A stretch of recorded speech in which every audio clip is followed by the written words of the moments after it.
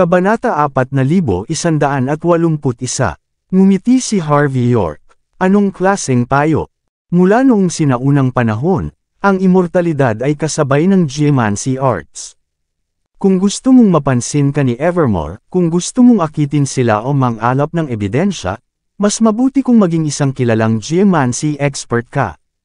Iminumungkahi kung magbukas ka ng tindahan dito. Sa isang banda, maaari kang manatiling maingat habang ginagawa mo ang iyong negosyo.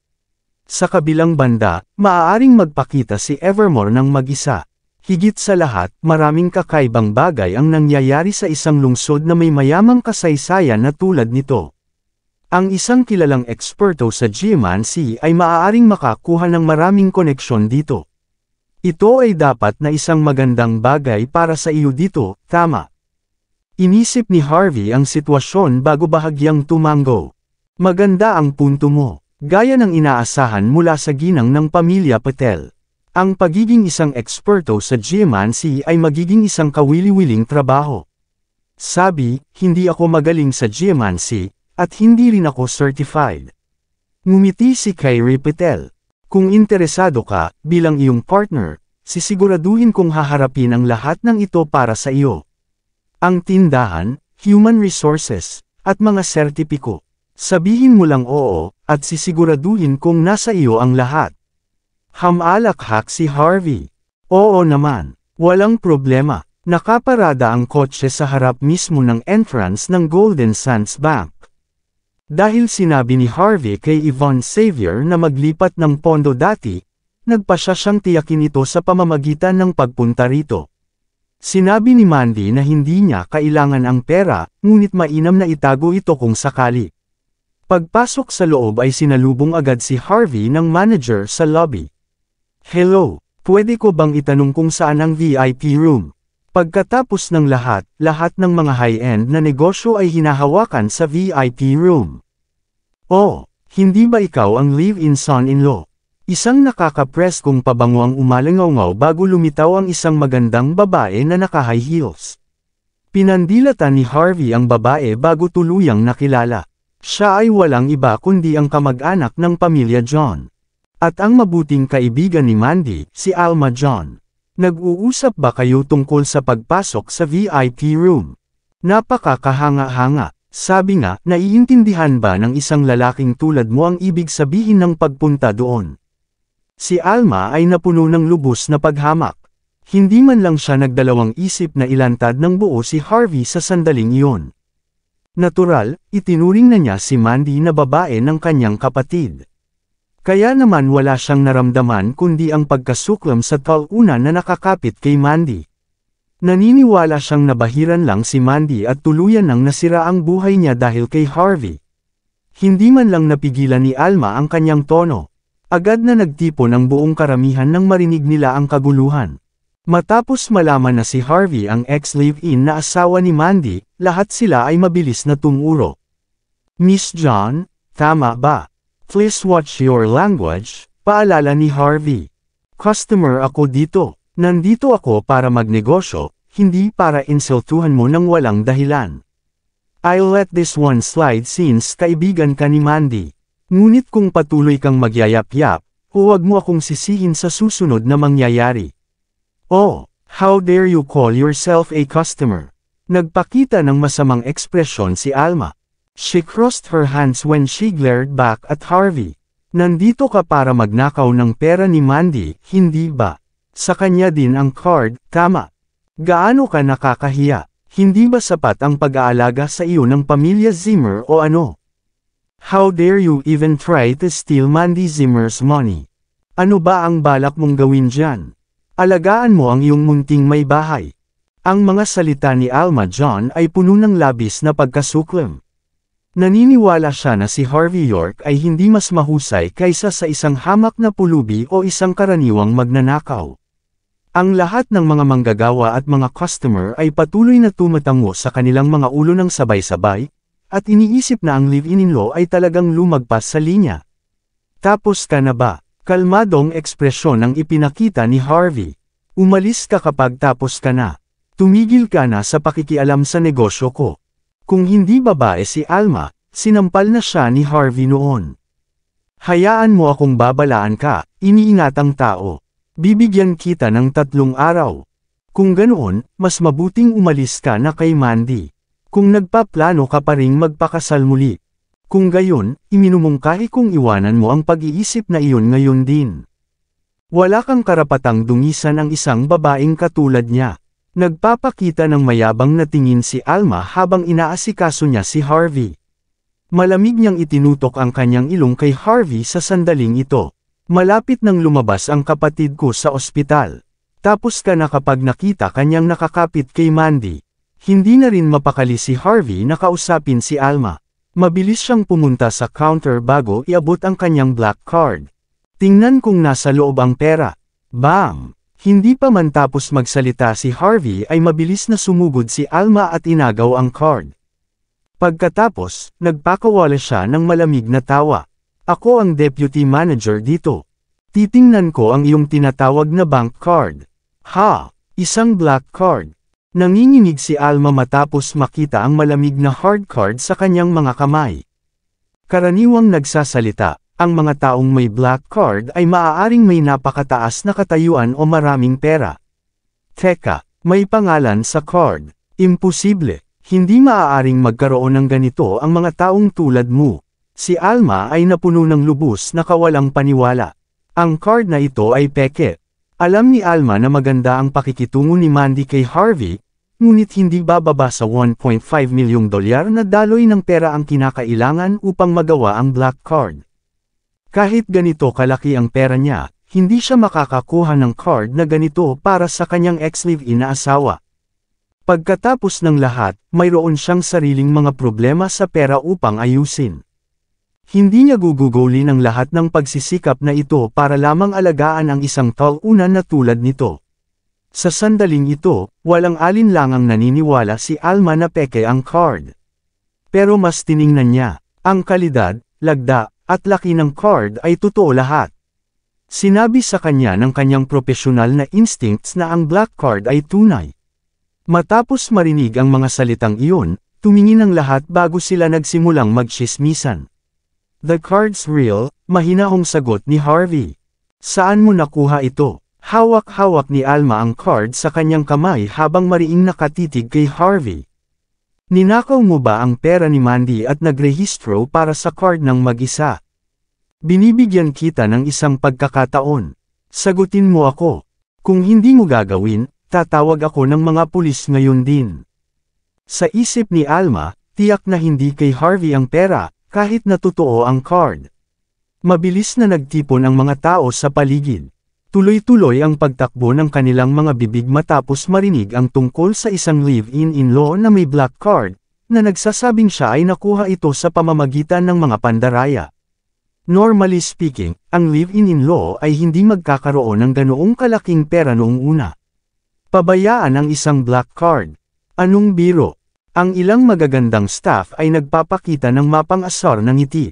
Sapat na para sa isang lalaki na panatilihing ganito, ngunit ninakaw pa niya ang pera ng kanyang asawa upang makagawa ng black card.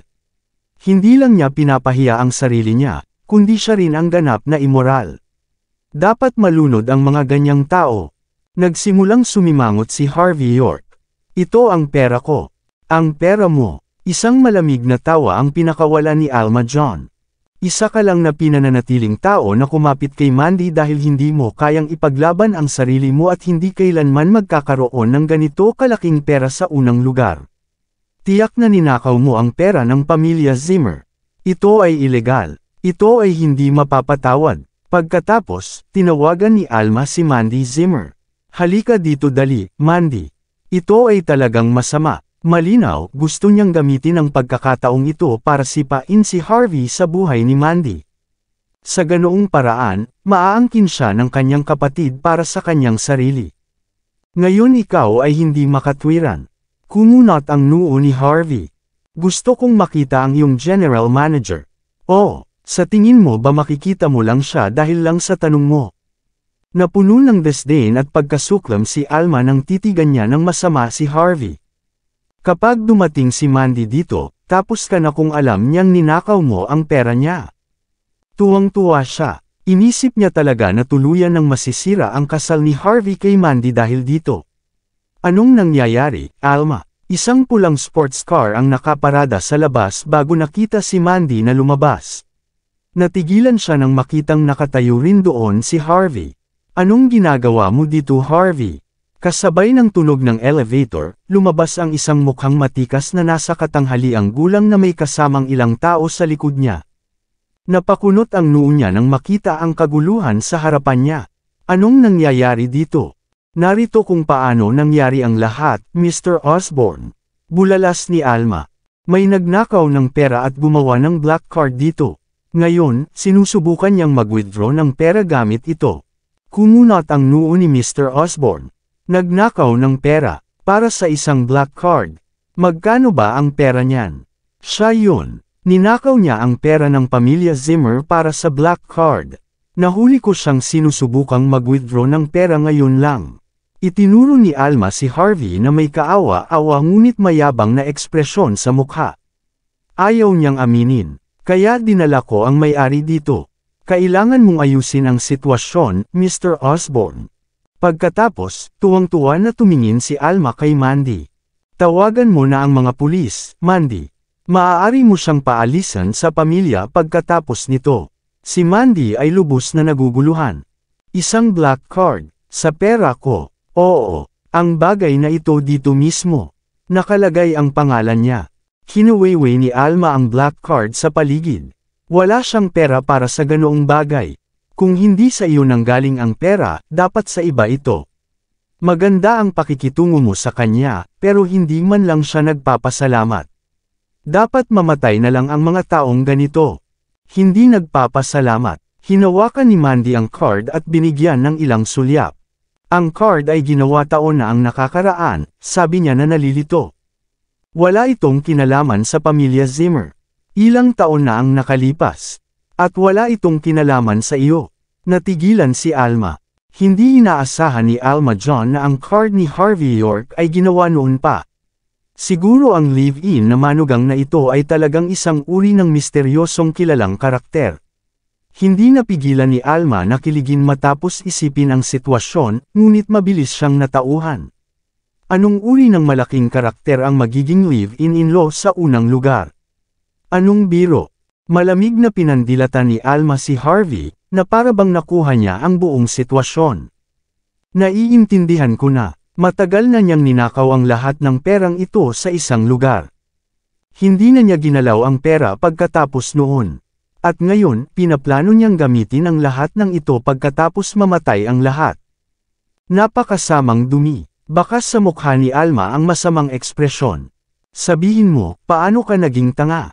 Hindi mo ba alam na tiyak na titingnan ng mga bangko ang pinagmulan ng pera kung mag-withdraw ka ng malaking halaga mula sa isang black card? Tapos ka na kung malalaman namin na nagmula ang pera sa isang kaina-hinalang source. Ang halagang ito ay maaring magkulong sa iyo sa natitirang bahagi ng iyong buhay. Napatingin si Mandy Zimmer kay Harvey. Harvey, ano ang nangyari dito? Tumingin sa likod si Harvey. Pagkatapos kong marinig ang tungkol sa iyong sitwasyon sa ikasyam na sangay, kumuha ako ng isang tao upang maghanda ng pera para sa akin upang makitungo sa problema mo. Pumunta ako dito para alamin kung nandito na ang pera o hindi. Mayroong 30 milyong dolyar sa account. Ito ay sapat na upang malutas ang iyong krisis. Ayaw sabihin ni Harvey kay Mandy ito, pero ginawa niya pa rin dahil may pagkakataon. Ang sitwasyon ni Mandy, at mayroon kang taong maglilipat sa iyo ng 30 milyon. Isang panunuya ang pinakawalan ni Alma. Ang dungis mo na parang makakakuha ka ng ganoon kalaking pera. Sa tingin mo ba drama show ito o ano? Hindi kami tanga dito. Nang inag si Mr. Osborne bago likas na nagsabi, nagkaroon ng paglipat ng parehong halaga kahapon. Dumating ito sa pamamagitan ng mga legal na mapagkukunan sa isang black card sa ilalim ng pangalan ng aming bangko. Paano mo nalaman ang tungkol dito? Natigilan si Mandy. Saan nanggaling ang pera? Sa Southlight Sky Corporation, sagot ni Mr. Osborne sa takot. Tuluyan nang tumayo si Mandy. Napagtanto niya na nagsasabi si Harvey ng totoo. Maging ang Sky Corporation ay malalagay sa problema sa napakaraming pera na nawala. Hindi ko makukuha ang perang iyon. Nagulat si Alma. How dare you, Harvey? Alam mo ba kung ano ang Sky Corporation? Iyan ay pag-aari ni Prince York mismo. May death wish ka o ano? How dare you even steal his money? Tuluyan ng hindi pinansin ni Harvey si Alma na nagdulot ng kaguluhan nang sumulyap siya kay Mr. Osborne. Sinabi ko sa isang tao na ilipat ang pondo dito. Maaari kang tumawag para i-verify ito kung gusto mo. Nag-alinlangan si Mr. Osborne bago tumawag sa telepono. Maya-maya pa, awkward niyang ibinaba ang telepono. I'm sorry, Sir York. Ito ang pagkakamali namin. Magpanggap na hindi ito nangyari. Ginawa namin ito para sa kapakanan ng seguridad ng mga pondo. Pilit nang umiti si Mr. Osborne. Hindi lang niya sinigurado na galing sa Sky Corporation ang pera, pero ito nga ay tahasan ding inilipat kay Harvey. Maraming salamat sa lahat ng sumusubaybay. Please subscribe and follow my YouTube and Facebook channel, Filipino Novel. Maraming salamat po. Kabanata 4185. Ano? Natigilan si Alma John bago nagpakita ng nakakatakot na tingin. Maaaring nagkakamali ka, Mr. Osborne. Inilipat sa kanya ng Sky Corporation ang pera. Ito ay imposible. Anong ibig mong sabihin dyan? Sagot ni Mr. Osborne na may malamig na liwanag na nakasisilaw. Si Sir York ay malinaw na mukhang isang talentado at kaakit-akit na binata. Siya ay dapat ang taong mismong si Prince York. Ito ay ganap na normal para sa kanya na makuha ang mga pondo sa unang lugar. Walang paraan. Nagsisimula ng magpanik si Alma. He's just a live-in son-in-law, a kept man. Why would he even have mga koneksyon sa isang tulad mismo ni Prince York? Mali ito. Ito ay dapat na. Hindi matanggap ni Alma ang katotohanan na ang black card ni Harvey ay totoo pa nga at ang account ay may napakaraming pera. Tumawag ka ulit, Mr. Osborne. Dapat may mali. Nagpakita ng kakaibang ekspresyon si Mandy Zimmer nang sumulyap siya kay Harvey. Alam niya na maraming magkakaibang pagkakakilanlan si Harvey, pero hindi niya ginawa. Isipin na may tinatago pa siya kahit noon pa. Naiintindihan din ni Harvey ang kanyang intensyon. Mabilis na tumayo si Mandy bago nag-isip sandali. Si Harvey at Prince York ay dating nagkita ng ilang beses. Nagbigay pa siya ng favor para kay Prince York. Natural lang para kay Harvey na makakuha ng pera mula sa kanya. Tama na, Mandy. Itigil ang pagprotekta sa walang kwentang karumal-dumal na ito. Sa tingin mo ba hindi ko alam kung ano ang kakayahan ng lalaking ito? Hindi naniwala kahit kaunti si Alma sa sinabi ni Mandy. Sino sa tingin mo si Prince York? Siya ang nangungunang tao ng Southlight. Anong hindi niya magagawa? Bakit kailangan pa niya ang tulong ng karumal-dumal na ito sa unang lugar? Anong biro? Pagkatapos, tinitigan ni Alma ng masama si Mr. Osborne. Kailangan mong tiyakin ito, Mr. Osborne. Kailangan nating managot dito kung talagang ninakaw ng karumihang ito ang pera. Ipinakita ni Alma ang determinadong ekspresyon sa kanyang mukha. Siya ay itinuturing na nasa top-rated na bilog mula noong siya ay kamag-anak ng pamilya John. Kung tutuusin mula sa mura at mukhang gulanit na pananamit ni Harvey, hindi siya mukhang isang taong may karapatang magmay-ari ng isang black card. Sandaling nag-alinlangan si Mr. Osborne bago gumawa ng isa pang tawag sa telepono. Pero nagdilim agad ang ekspresyon niya. Halatang napag-alitan siya sa phone. Pagkababa ng telepono ay nagngangalit ang kanyang mga ngipin nang mapatingin siya kay Alma. Humingi ng tawad kay Sir York ngayon din. Ito ay isang utos. Hindi lang niya tiniyak na para kay Harvey ang pera. May sinabi pa ang Sky Corporation pabalik. Si Prince York mismo ay medyo nagalit dahil sa kanyang mga pagdududa. Matapos isipin ang mga asset ng Sky Corporation at ang kapangyarihan ni Prince York sa Southlight, gustong sampalan ni Mr. Osborne si Alma hanggang mamatay. Hindi siya nagalit na lumaban si Alma kay Harvey. Ngunit dahil si Harvey ay may mga koneksyon kay Prince York mismo, mas mabuti para sa kanya na maging sa mabuting panig ni Harvey. Medyo tumamlay si Alma nang makitang mabilis na nagbago ang ugali ni Mr. Osborn. May koneksyon ba siya kay Prince York? Naririnig mo ba ako? Humingi ng paumanhin. Bulalas ni Mr. Osborn. Si Alma ay nagpakita ng isang lubos na kakilakilabot na ekspresyon. Siya ay nagmula sa isa sa nangungunang 10 pamilya. Siya ay isang kamag-anak lamang, at ang kanyang manipis na dugo, at wala siyang masabi sa mga gawain ng pamilya. Ngunit ginamit niya ng maayos ang pangalan ng kanyang pamilya para ipagmalaki ang kanyang lakas. At gayunpaman ay sinabihan siyang humingi ng tawad kay Harvey sa sandaling iyon. Hindi niya ito matanggap. Nang makitang nagngangalit si Mr. Osborn, alam na alam ni Alma na hindi siya mabubuhay kung hindi humingi ng tawad. I'm sorry, mahinang sabi niya sa pamamagitan ng pagngangalit ng mga ngipin. Ikaw ba ngayon? Bahagyang napangiti si Harvey sa reaksyon niya. Pinagtatawanan at sinisiraan mo ako, pagkatapos ay dinala mo ang aking asawa dito upang labanan ako. Hindi ka man lang mukhang sincere kapag humihingi ka ng tawad. Impyerno, mukha kang milyong-milyon ang utang ko sa iyo. Sa tingin mo, ang simpleng paghingi ng tawad ay malulutas ang anuman. Kumunot ang noo ni Alma, at agad na binaril niya ng malamig na tingin si Harvey. Sa pagtatapos ng araw, ikaw ang nanghiram ng pera. Kailangan mo pa ring ibalik ito sa madaling panahon. Sa tingin mo hotshot ka o ano? Tama na, Harvey, nagpatuloy si Alma, na nakanguso. Huwag mong subukang lumampas sa linya. Nag-alinlangan si Mandy. Kalimutan na natin yun, Harvey. Isang hindi pagkakaunawaan lang. Bahagi si Alma ng pamilya John. Mas mabuti kung hindi natin sila tatawidin. Ang pamilya John. Napangiti si Harvey. Hindi mahalaga kung sila ay mula sa pamilyang John o kaya suportado ng pamilyang Patel. Walang sinuman sa kanila ang may karapatang magpakitang gilas sa harapan ko. Pagkatapos ay sinulyapan niya si Mr. Osborn. Binibigyan ko kayong dalawa ng pagkakataon, pero hindi mo man lang aminin ang mga kasalanan mo. Kung iyon ang kaso, bibigyan kita ng isang pagpipilian. Alinman ay umalis ka sa iyong trabaho ngayon, o siya ang gagawa nito. Ikaw ang magdesisyon. Ang lakas mong magsalita. Sinamaan siya ni Alma ng masamang ekspresyon. Sino ka sa tingin mo? Sa tingin mo ba ay isa kang malaking karakter? Gusto mong umalis ako o si Mr. Osborn?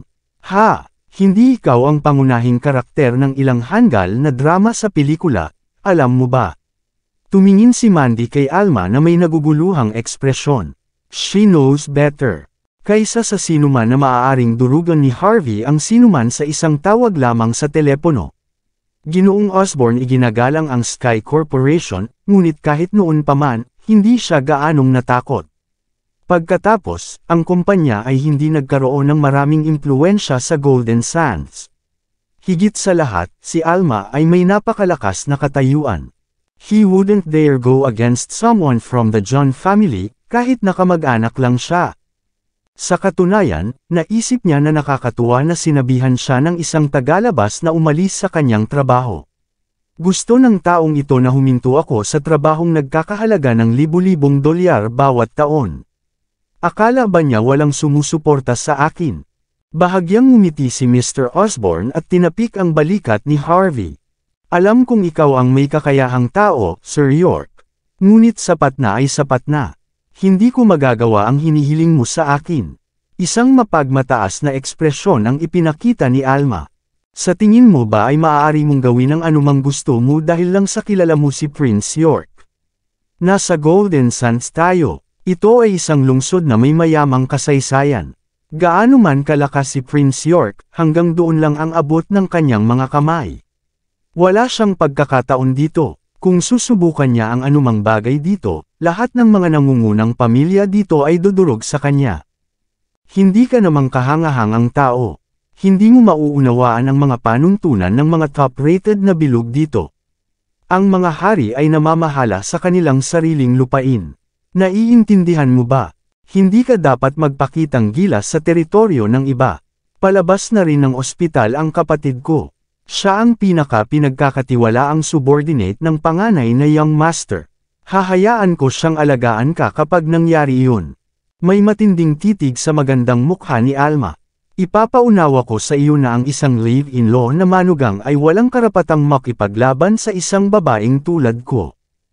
Nang makitang tumatalon-talon si Alma sa pagmamalaki, napangiti na lamang si Harvey. Sigurado ka bang hindi mo kakainin ang mga salita mo pagkatapos nito?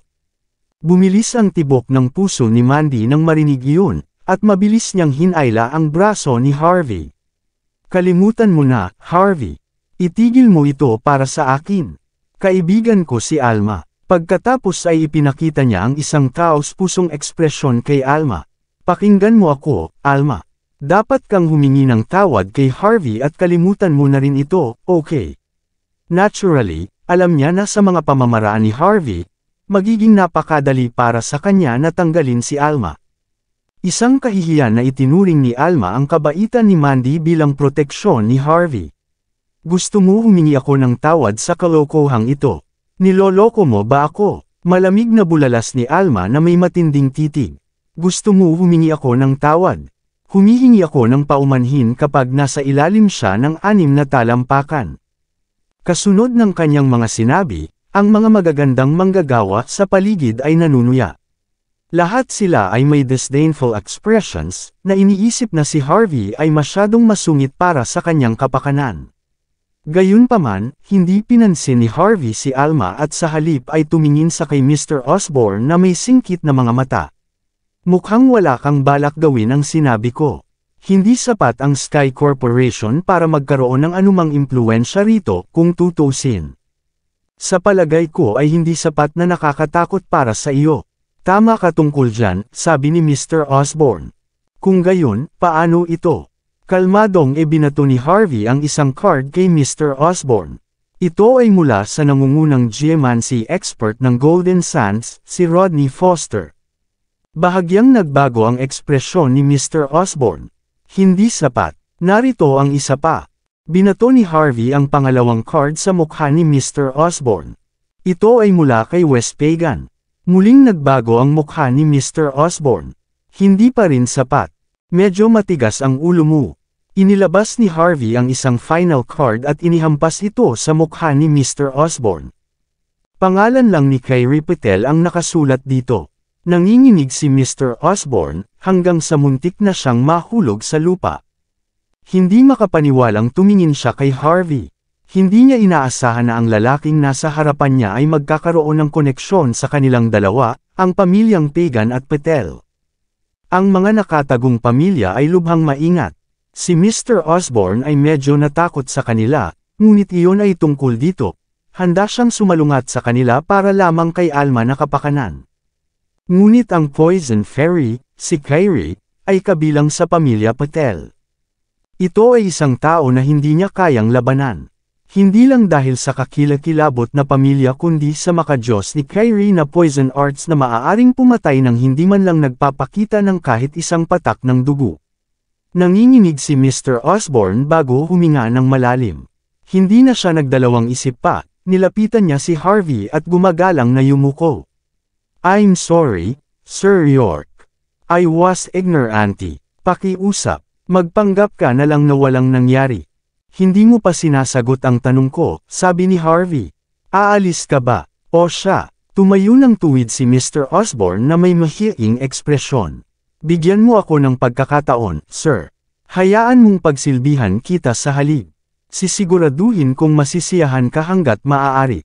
Dahil doon, lumundag si Mr. Osborne at sinampal si Alma sa mukha. Umalis ka na, tinanggal ka na. Bago pa natauhan si Alma ay kinaladkad na ni Harvey si Mandy palabas ng lugar. May gustong sabihin si Mandy, ngunit alam niyang wala nang babalikan sa puntong ito. Nang makarating ang sasakyan sa suburbs, biglang tumunog ang phone ni Harvey. Si Kellan ang tumawag. Matapos kunin ang tawag, isang malakas na boses ang tumusok sa tenga ni Harvey. Masama ito, Sir York. Na-curious si Harvey. Ano sa lupa ang maaaring mangyari ngayon? Kinagat ni Kellan ang kanyang ngipin sa frustration. Hindi alam ni Cliff kung paano gagawin ang kanyang trabaho. Pagkatapos matiyak na si Idris ay hindi ang kanyang tunay na anak, binalak niyang ilabas si Idris at ang kanyang ina. Nakapili na siya ng petsa para paghiwalayin ang dalawa. Ang sabi, nakita namin ang pinagtagwan ni Zarla at Idris. Ngunit ang dalawa ay nawala kaagad pagkatapos noon. Wala itong kinalaman sa iyo, ngunit ikaw ang nagsimula nito. Naging malungkot ang tono ni Kellan. Baka magkagulo lang si Zarla at Idris. Umiling si Harvey, na walang magawa. Yung tanga. Dahil nailigtas sina Zarla at Idris, nangangahulugan lamang ito na ang mga responsable sa pagliligtas sa kanila ay makapangyarihan at malaki ang posibilidad na si Harvey ang magiging target nila ng paghihiganti. Hindi niya ito pinansin, ngunit masama kung si Mandy ay dapat na target. Natigilan si Mandy, wala siyang ideya kung ano ang nangyayari. Vroom! Biglang may humarurot na truck mula sa likuran. Si Mandy, gulat na gulat, ay hindi na natauhan. Kalimutan ang pagpapabilis, binagalan niya sa halip. Nagbago ang ekspresyon ni Harvey. Agad siyang tumalon sa harap ni Mandy at inikot ang manibela, iniwasan ang truck sa balat ng kanilang ngipin. Halos kasabay nito ang pagbangga ng truck sa kanilang sasakyan at pinalipad ito. Ilang beses nagamulong sa lupa ang sasakyan bago hamampas sa gilid ng kalsada. Nawalan ng malay si Mandy, kahit na pinrotektahan siya ng airbag. Mabilis na tiniyak ni Harvey na ang kotse ay hindi nasira at walang mga palatandaan ng pagtagas ng gasolina, pagkatapos ay pinisil ang lock ng pintuan palabas ng kotse at binuksan ito. Gaano man kabagsik ang kalaban, kailangan niyang tiyakin na ligtas si Mandy. Bang! Huminto ang truck at bumaba ang isang lalaki at isang babae. Ang lalaki ay hindi bababa sa 5 talampakan siyam, at ang kanyang buong katawan ay ganap na tanso, at may isang punyal sa kanyang kamay. Nakasuot ng leather jacket at may hawak na machete ang mukhang nakakatakot na babae sa tabi niya. Higit sa lahat, ang dalawa ay may eksaktong parehong bungo na tato. Kung tutuusin mula sa kanilang hitsura, malamang na sila ay mga eksperto mula sa isang underworld gang. Pinanangkitan ng matangkad na lalaki si Harvey at inilabas ang kanyang phone para ikumpara ang itsura ni Harvey sa isang larawan. Harvey York, tanong niya matapos tumawa ng malamig. Mapagmataas na pinandilatan ng babae si Harvey, ang mukha nito ay may masamang ekspresyon. Sino kayong mga tao? Tanong ni Harvey. I'm Ellen Murray. This is my junior, Ayla Murray, nakangiting sabi ng matangkad na lalaki. Si Zarla ang asawa ko, at si Idris ang tunay kong anak. Dahil sa'yo muntik nang mapatay ang pamilya ko sa karumal-dumal na halimaw na yun. Natural lang na mag-settle kami ng score sa iyo, di ba? Nagpatuloy si Ellen na may matuwid na ekspresyon. Matapos marinig ang mga pangalang iyon, naalala ni Harvey ang isang bagay na sinabi sa kanya ni Kellan. Kayong dalawa ay mga estudyanteng pinalayas sa Heaven's Gate, tama ba? Kung tama ang pagkakaalala ko, ang Heaven's Gate ay may napakalaking bounty sa inyong mga ulo. Sinabi ni Kellan kay Harvey ang dalawang ito ay lubhang kasuklam-suklam. Hindi sila nag-atubili na patayin ang ilan sa kanilang mga kapwa-alagad para sa kapakanan ng isang malupit na martial arts. Ito ang dahilan kung bakit sila tinutugis ng Heaven's Gate. Hindi inaasahan ni Harvey na may ganoong background si Idris. Hindi niya alam na darating ang mag-ina para sa kanya, kaagad pagkatapos makatakas. Sa pagpapaalala sa kanyang sarili na si Mandy ay nasa loob pa rin ng kotse, si Harvey ay maingat na maging mahinahon. Totoo, ako ang naging dahilan para maging ganoon si Cliff. Pero hindi mo naman ako masisisi sa lahat, di ba? Ang katotohanan ay malapit nang lumabas sa lalong madaling panahon. Bakit hindi natin ito harapin sa ibang paraan? Bibigyan kita ng $150,000. Bihira lang makitang ganito ka-humble si Harvey. I'm sorry, pero gusto ng asawa at anak ko na patayin ka. Mapapagan lang ang loob nila kapag nangyari iyon. Pinukul ni Ellen si Harvey ng masasamang ngiti. Pero huwag kang mag-alala, hindi kita hahayaang mag-isa. Narinig ko na ang tungkol sa iyo. Kapag tapos na ako sa iyo, kukunin ko ang buong pamilya ng biyenan mo sa iyo at pagkatapos ay haharapin ko si Cliff. Ang iyong babae ay maaaring manatili ng ilang araw pa bago sumama sa iyo. Ang aking anak ay interesado sa kanya, pagkatapos ng lahat. Papasyahin namin siya sa loob ng ilang araw bago siya ipadala sa iyo. Medyo naging malamig ang ekspresyon ni Harvey. Gusto niyang maging mahinahon sa Golden Sands, ngunit hindi niya magawa. Magpahinga ka na. Pinitik ni Ellen ang kanyang mga daliri at saka kinuha ang isang casual na paghikbi ng kanyang tabako. Deal with him, Ayla. Ipasok mo na ang babae sa kotse pagkatapos nito. Malamig na tumawa si Ayla at ikinumpas ng singkit ang kanyang machete. Don't feel bad, Harvey, sabi niya. Dinilaan ang talam niya sa harap ni Harvey. Hindi bababa sa 100 tao ang namatay sa aming mga kamay. Sa amin, ang kahinaan ay isang kasalanan. Ang kapangyarihan ay nangangahulugan ng lahat. Mas malakas ako sa'yo. That means that I can crush you easily. Alam kong hindi ka natutuwa tungkol dito. Kaya bibigyan kita ng pagkakataong lumaban. Ibinato muli ni Ayla ang kanyang machete, handa nang hatiin si Harvey sa kalahati. Swoosh! Harvey took a step forward and swing his palm forward. He was prepared to send Ayla flying. May death wish ka ba? Kumunot ang noo ni Ayla. How dare he came at me like this? Dapat nakaluhod sa lupa ang dumi tulad niya. Nakakatawa, ang kanyang machete. Lalaslasin ko na sana ang lalamunan ni Harvey. Wait! Ngunit bago pa ito makadapo, isang mapanirang kapangyarihan ang sumulpot sa kanya. Sampal. Dama po ang sampal ni Harvey sa mukha ni Ayla. Kaagad, pinalipad siya. Nalaglag ang mga depensa sa kanyang katawan, at bumangga siya sa windshield ng truck. Sa isang iglap lang, nagkalat ang mga basag na bubog sa buong lugar. Kabanata 4190. Ito ay isang lubos na nakakagulat na tanawin. Si Ellen, na humihitit ng kanyang tabako, ay mukhang nataranta. Ang kanyang junior ay dumulas sa windshield sa harap mismo ng kanyang mata, at natatakpan ng mga sugat. Pagkatapos niyang makita ang nangyari, tuluyan na siyang nagalit. Bastard ka! How dare you lay your hands on my junior? Naisip mo na ba ang mga kahihinatnan ng paggawa ng ganyang bagay? Sigaw ni Ellen sa galit, naghahanda sa isang mapangwasak na suntok. Ngunit bago pa man siya makagalaw ay damapo na sa kanyang mukha ang sampal ni Harvey. Agad siyang pinalipad, at bumagsak mismo sa baul. Noon, ang walang emosyon na mukha ni Harvey ang nakikita niya sa harapan niya. Hindi ka magaling, pero ang dami mong sinasabi. Kalmadong pinunasan ni Harvey ang kanyang mga daliri gamit ang tissue. Hindi inakala ni Ellen na matatalo siya bago pa man siya makakilos. Samantala, si Ayla ay nasa bingit ng pag-ubo ng dugo nang makita ang kanyang superior na natalo, at wala na siyang lakas kahit makatayo. Kalmadong kinuha ni Harvey ang kanyang telepono bago nag-dial ng numero. Linisin mo ta, Cliff. Nang dumating si Cliff kasama ang kanyang mga tauhan upang linisin ang eksena, ipinadala ni Harvey si Mandy sa pinakamalapit na ospital. Hindi naman ganoon kalubha ang mga sugat ni Mandy. Nagulat lang siya. Nang magsimula siyang magkamalay, sinabi sa kanya ni Harvey na binangga ng driver ang kanyang sasakyan habang siya ay natutulog at inutusan ng driver na ipaayos ang sasakyan ni Mandy. At hiniling din na magbayad para sa libu-libong dolyar na halaga ng mga medikal na bayad. Si Mandy, gayunpaman, ay nagkaroon ng kanyang mga pagdududa, matapos matiyak na siya ay ganap na maayos, siya ay patuloy na nagpumilit na umalis sa ospital. At pinapalabas ni Harvey ang lahat.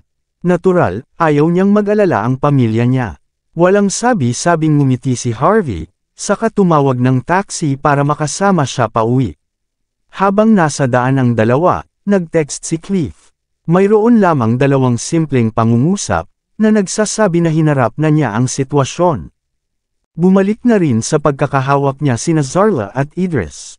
Pinikit ni Harvey ang kanyang mga mata bago mahinahong tinanggal ang text.